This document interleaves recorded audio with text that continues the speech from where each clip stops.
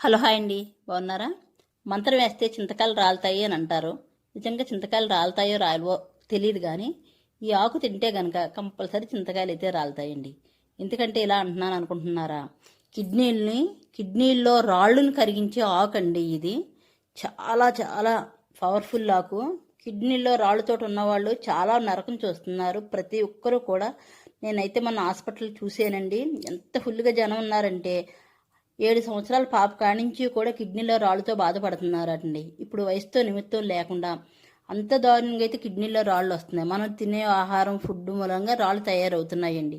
ఈ ఆకు మీరు వండుకొని తిన్నారంటే కనుక చక్కగా కిడ్నీలో రాళ్ళు అయితే కరిగిపోతాయండి.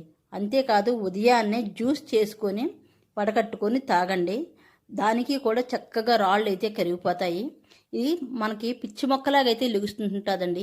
ఇప్పుడంటే ఆకుకూరలు అవి వచ్చినవి, కానీ ఒకప్పుడు పూర్వీకులు మన తాతలు అమ్మమ్మల కాలంలో ఈ ఆకుకూరని ఎక్కువగా వండుకొని తినేవారండి. కొండ